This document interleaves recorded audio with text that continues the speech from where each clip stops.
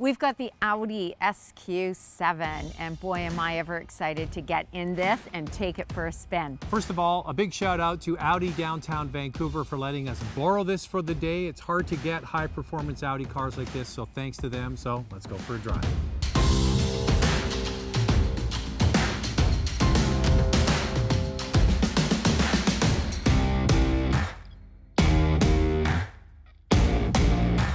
Okay, Andrea, what do we have to put it in? We have to put it in S for subscribe. And if you could hit the notification bell, we would love it so much. It really helps our channel.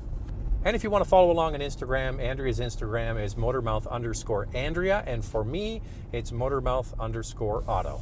This video is brought to you by Car Cost Canada. Get the dealer's cost, list of rebates, plus discounted interest rates. Use the promo code MOTORMOUTH to become an expert member and get extra searches. The link is in the description below.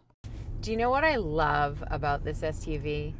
The sound. Oh, it does sound good. It's got this throaty, raspy, it's good. Oh, it's so good. You can't beat a V8. And yeah, we should probably explain, in the Volkswagen group, the family, Audi makes the 6 cylinders that Porsche uses, and the V8 engines are developed by Porsche and they're used by Audi. Yes. So you could say you have a Porsche engine in here. It's a detuned version of the Cayenne turbo engine. And how much power do we have? So we've got 500 horsepower and 568 pound-feet of torque, which is really quite incredible. It is sweet, it's a beast. For a 7-seater like this, you certainly don't feel like you're in a big vehicle. But, here's the thing. Audi, I went to the launch of the SQ7 last year. We were in Tenerife off the coast of Africa. And the great thing about, and that's what I really miss most about all of the traveling I used to do, is you get to speak to the engineers and the developers and the people who actually build these cars. And their whole idea behind that vehicle, which is even more powerful than this, was to have a 365-day-a-year utility vehicle that is really performance oriented. And I think that they've accomplished that with this. It really feels polished for every day. Yeah, and it doesn't beat you up when you're driving to run errands. You know, it's just easy to maneuver in the city, but you get on the highway and you've got all of that power and torque. The turning radius is excellent. It actually feels a lot like my Cayenne. And some vehicles, when you get a high-performance model, like we had the Quattrofolio from Alfa Romeo in the summer, which was fantastic, had about the same horsepower as this, but it was always on. It was always working. It was always ready to pounce. And this one, if you just sit back and leave it in its sort of like laid-back settings, it's actually a real just good everyday car. Yeah, daily driver, very comfortable. And you have these drive select modes here. You go through them. And you have, you know, comfort, auto, dynamic. So this is a 4-liter twin-turbo V8, and it's got an 8-speed automatic transmission. It's standard all-wheel drive with the Audi Quattro system.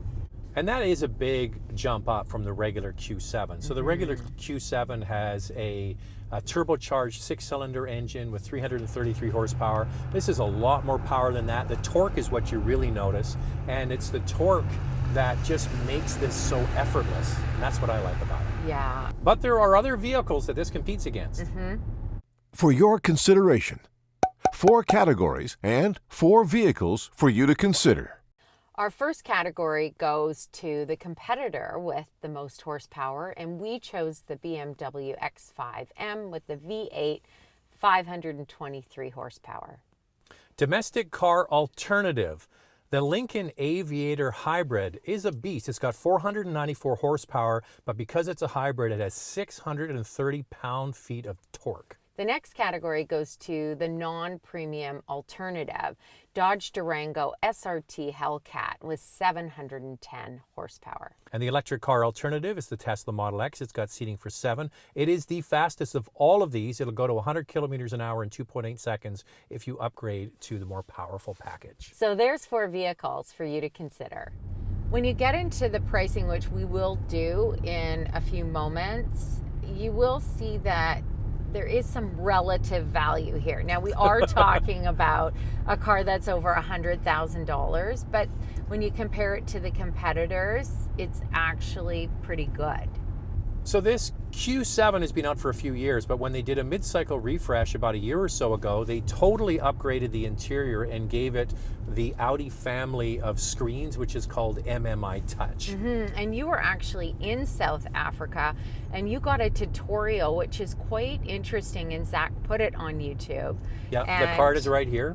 And I made Andrea watch it, and she actually found it quite interesting. Yeah, it was excellent, excellent. And it's with one of the engineers who helped develop this system. So the interior is just beautiful. You've got two 10.1-inch screens. The top screen is for the infotainment, and the bottom screen is all of the buttons that you need. And what I like about this is it's nothing like any other touch screen that I've experienced. You actually touch the screen, and if you touch a button, there's like a clicking sound. And a bit of vibration. Yeah, I quite like it. They call it haptic feedback. Now, Cadillac had something like that, but it wasn't as effective as this. And the acid test for me, Andrea, is you get into this and it looks totally overwhelming. But once you start pushing the buttons, how hard was it? You had never used this system before. How hard was it? Yeah, and when you say overwhelmed, when I got in, I was kind of like, oh my gosh, am I going to be able to learn this in a short time? Easy. So easy. Paired my phone. Everything that you want is at your fingertips, literally. You just click a button and it's very well designed. Once again, I encourage you to watch that video again, because the guy who helped develop it shows you how it all works, and way more in depth than we're going to do right now. Now, what are your thoughts on touchscreen versus buttons versus dust and fingerprints? Well, buttons are definitely cleaner. I like things kind of clean and tidy, and so this might drive me crazy. Andrea's half German, and so Germans like it clean. We do like it clean. So I think I would have to have a cloth, just because it gets really a lot of fingerprints on it. But I have to say, when I did use a cloth in here, it just wipes away nicely, and you just don't see those marks anymore. And let's talk about some of the other wonderful materials that are used in here, from suede in the side door, the perforated heated steering wheel, the perforated seats, which are heated and ventilated in the front. And quilted. So there's all these beautiful details, and it really is modern luxury at its best with this Audi. I have to say, I've been in all of the competitors of this, and when you get in this one, it really looks a step above everybody else. It really, really does. But when you get in this, it is a showstopper, and for example, the new Cayenne, I prefer this over the Cayenne. Yeah, I'm a little bit surprised, because that was kind of my #1 pick for interior this year, and this is really kind of sneaking up on the Cayenne a little bit. For sure. So this is a 7-seater, so we should discuss space. I find it very spacious. The front seat is obviously the best place to sit, but if you're in the second row, there's lots of leg room, and the back seats are very comfortable, and you have your own climate control switches, and they're heated but not ventilated. This is one of the very few in this category that comes standard with a third row of seats. For example, if you get the X5 or the GLE, it's optional to get the third row of seats. And one of the things I like about the Q7 is that it's kind of designed around that. I guess another direct competitor to this would be, say, the Volvo, the XC90, also a 3-row utility. But, try them all out. Try the third row for yourself. It's really just for kids, to be honest with you. Yes. But at least it's in there and it comes standard. Time for coffee. Time now for questions, coffee, and cars. Your questions from Instagram. This or the SQ8? If you had the means, would you go up into the Bentayga or Urus, or would the Audi suffice? For me, the Audi would suffice. And I think when it comes to the SQ8 versus the SQ7, it's kind of all about space. Yeah, you get the third row with this, more practical. Is the premium you pay to go to the S model worth it, given the size of the vehicle and inherent limitations you have on playfulness? Not exactly sure what you mean by playfulness. There's a big difference between the regular Q7 and this. This has a lot more power, which I guess makes it more playful. Yeah, for sure. Can you electronically recline second row, and does it slide back? Our massage seats, air bladder types, and our rear seats ventilated. So no, not electronically recline the seats. You have to manually do it in the second row. And does it slide back? Yes. Our massage seats bladder types, well, we weren't sure about this, but we Googled it, and it does say that Jaguar and Audi both use bladder type massage seats, and the rear is not ventilated. And the third row is electric automatic. How is Audi's reputation on reliability? Do I need to have my dealer on speed dial? Well, we had an Audi A7. We had it for almost 4 years. We actually got it from the same dealer that lent us this car, Audi downtown Vancouver, and we never had any trouble with it. No, amazing and great dealership, right? Yeah. I mean, treated like gold. Yeah. Would you and Zach recommend the Q7 with S-Line or SQ7? So kind of different because the S-Line is just kind of a sportier version of the Q7. It's just an appearance package. Yeah. Yeah, and then the SQ7, well, it's a bit of a beast. It's the real deal. Yeah. So there you go. If you want to get a question in for Questions, Coffee, and Cars, make sure you follow along Andrea at Instagram. It's motormouth_Andrea. And there's the music. Must be time for nightlife.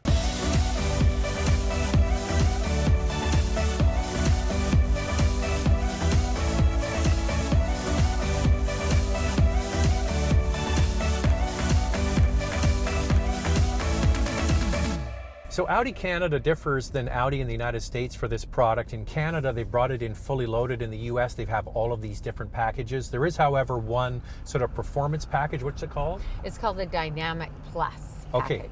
So what you get is what they call the Audi Sport Differential, and also you get the what Porsche calls dynamic chassis control. So those are actuators on the suspension to help with pitch and roll in the corners.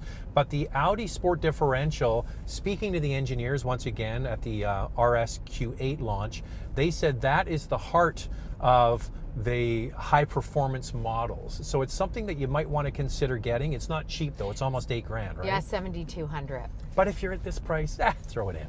Throw it in. If it's important, I mean, if you're driving an SQ7. Yeah, get it. Oh my God, you have this seat on so high. My ass is boiling. I'm telling Holy you, smokes. I like it hot. I know. The exterior is really elegant looking. It has a sporty look to it with the 21-inch wheels. You can get a black optic package. It is more, that's where you get the black grille, and you also get the black accents throughout. This one that we're test driving does not have that, but I still think it looks really sporty. But what it does have are the red calipers, which are also optional. They're optional. They'll cost you a little bit more too. But those are really the only options. So do you want to do a price pause? Yeah, price pause.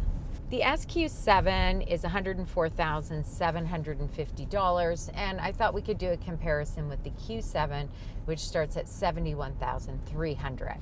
All right. It's all relative, right? So we talked. It's kind of hard to say good value when you've got a vehicle that's over $104,000, but we have to compare it with other luxury vehicles. Yeah. So the X5 with the M50 engine, and also the GLE with the AMG 53 engine, right? Yes, and the Range Rover Supercharged. Yes.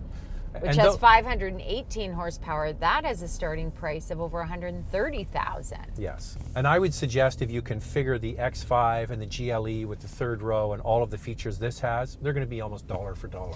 Yes, and those two vehicles don't come standard with the 7 seats like this one does. Yeah. So the Q7, whether you get the 6-cylinder or you get this V8, both have a pretty good towing capacity, 7,700 pounds, which is quite a lot. But you know what? This isn't going to be the most fuel-efficient vehicle with a V8 under the hood. What are the numbers? Let's be honest here. 16 liters per 100 kilometers in the city. We have got 11 on the highway and a combined 14 liters per 100 kilometers. And the US numbers are below that. All I can say is, wow. This thing is a beast for power, comfortable, wonderful. Real special vehicle, right? Real special. And I think actually when you compare it to what Porsche's offering and Mercedes with their AMG, there's actually some value here. Hard to believe with such a prestige car. Thanks again to Audi Downtown Vancouver for letting us borrow this for the day. It is much appreciated. This video is brought to you by Car Cost Canada. Get the dealer's cost, list of rebates, plus discounted interest rates. Use the promo code MOTORMOUTH to become an expert member and get extra searches. The link is in the description below.